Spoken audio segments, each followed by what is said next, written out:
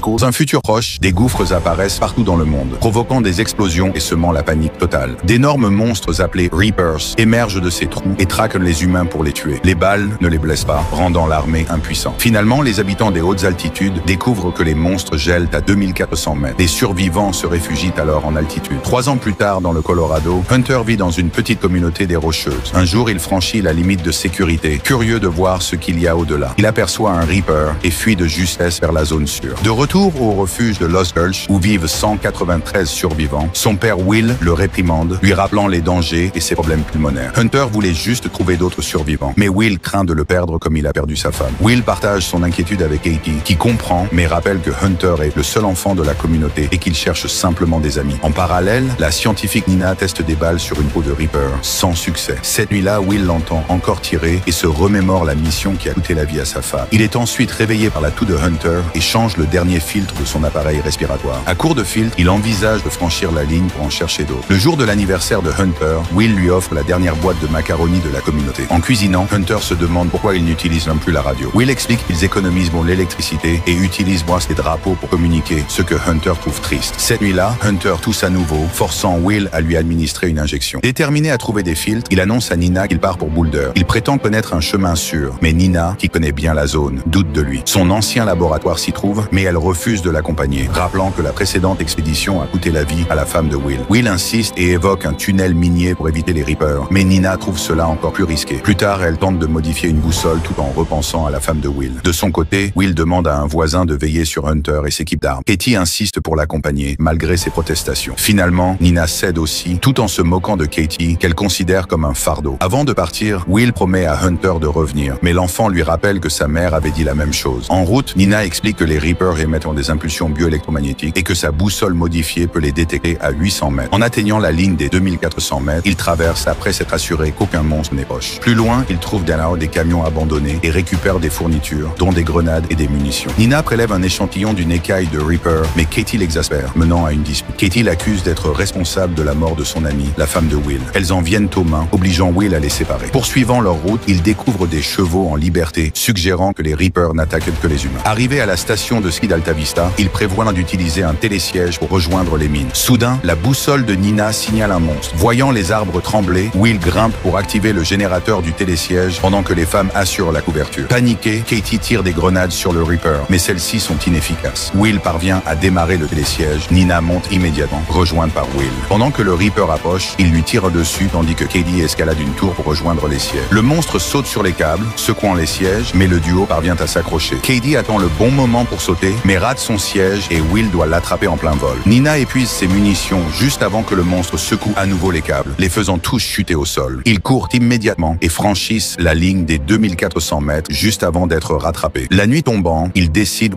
de rester à la station de ski. En partageant un verre, Nina rappelle que les Reapers ont éliminé 95% de la population mondiale sans jamais manger ni dormir. Contrairement aux prédateurs, ils ne tuent pas pour se nourrir, mais par plaisir. Et ils ignorent les autres animaux, ce qui la pousse à se demander s'ils ont été envoyés pour éradiquer l'humanité. Pendant que les femmes dorment, Will repense à sa dernière conversation avec sa femme, qui croyait en Nina pour trouver un moyen de vaincre les monstres. Le lendemain, ils atteignent enfin la mine où Will travaillait. Il explique que les entrées sont en zone sûre, mais que les niveaux inférieurs passent sous la limite de sécurité, ce qui inquiète ses compagnons. Les tunnels ne sont pas bien scellés et la boussole de Nina ne fonctionnera pas sous terre, mais ils n'ont pas d'autre choix que d'avancer. Équipés de casques de chantier, ils explorent la mine en silence jusqu'à tomber sur un éboulement bloquant le passage. Will propose de descendre au niveau 7, ce qui implique de traverser 900 mètres en zone dangereuse. Après une frayeur avec des chauves-souris, ils avancent rapidement, mais un bruit les alerte. Ils éteignent leurs lampes, mais un Reaper les a déjà repérés. Ils s'enfuient tandis que Katie tire quelques grenades pour le ralentir. Les machines abandonnées entravent aussi la créature, mais les tirs de Will sont inutiles. Voyant une brèche dans le mur, il s'y engouffre, et Will élargit l'ouverture avec des balles pour se cacher. Le Reaper glisse sa queue lumineuse à l'intérieur, alors Will lance une fusée éclairante pour le distraire. La lumière révèle un passage de l'autre côté, leur permettant de ramper vers la sortie. Katie est la première à en sortir, mais un Reaper la transperce avec sa queue avant de l'emporter sous les yeux impuissants de Will. Nina découvre alors une échelle et ils grimpent en urgence avec un monstre à leur pouce. Ils atteignent la sortie et regagnent une altitude sûre à temps. Le duo continue son périple et ne s'arrête qu'une fois pour caresser une chèvre. La nuit venue, ils trouvent une maison abandonnée où ils dînent de macaroni. Will confie que c'est le plat préféré de Hunter et demande à Nina ce qu'elle espère trouver dans l'ancien labo. Elle pense qu'un produit chimique pourrait enfin permettre aux balles de blesser les Reapers. Selon elle, leurs écailles sont électriquement chargées chargé et une balle adaptée pourrait provoquer une combustion interne. Will est sceptique et estime que sa femme est morte pour une théorie bancale. Le lendemain, ils prennent un camion et franchissent la ligne rapidement, traversant une ville envahie par les animaux. Arrivés à l'hôpital, ils cherchent les filtres sous une ambiance inquiétante. Bien que la boussole de Nina ne détecte rien, ils doivent monter au dernier étage pour les récupérer, puis s'enfuient en urgence. Soudain, un Reaper surgit en perçant un mur. Ils esquivent ses griffes, mais se heurtent aux meubles renversés et aux débris. La queue du monstre attrape Will à travers un mur, mais Nina l'en libère à coups de hache. Elle ouvre ensuite une bonbonne de gaz pour remplir le couloir de brouillard, inspirant Will. Il attend que le monstre s'approche et tire sur des réservoirs d'oxygène, provoquant une explosion qui projette la créature par une fenêtre. Incertain de sa mort, il décide d'accélérer. Will veut retourner auprès de son fils, mais Nina le convainc de l'aider à terminer ses balles. Il quitte l'hôpital en camion, sans voir que le Reaper se relève. Arrivé au labo, Nina mélange des produits pendant que Will monte la garde. Il découvre une photo révélant que Nina avait une famille. En larmes, elle avoue qu'elle était au travail lors de l'invasion, ratant le match de son fils, et s'en veut d'avoir indirectement causé la mort de la femme de Will. Celui-ci l'absout, affirmant que ce n'était la faute de personne. Une fois sa balle prête, elle l'atteste, mais rien ne se passe. Elle dit à Will de retourner à Hunter pendant qu'elle continue ses recherches, quitte à mourir en essayant. Will part en camion pendant que Nina modifie son mélange, sans voir que la boussole s'active. Alors qu'un bruit étrange retentit, elle réalise qu'une combinaison chimique lui manque et se hâte. Pendant ce temps, le camion crève un pneu et se renverse. Will, sonné, entend un monstre approcher. Il brise une vitre pour s'échapper et court, mais un second Reaper lui bloque le passage. À court d'options, il ouvre le feu, sans effet. Au moment où il perd espoir, Nina surgit et tire sa nouvelle balle. Une explosion électrique se produit, confirmant sa théorie. Elle abat tous les Reapers, même lorsqu'ils tentent de fuir. Elle ramasse alors un morceau du monstre et découvre des composants mécaniques, prouvant qu'ils sont des robots conçus pour exterminer les humains. Will lui demande qui aurait pu les envoyer, et Nina suppose que ce sont des extraterrestres. De retour au refuge, Will retrouve Hunter,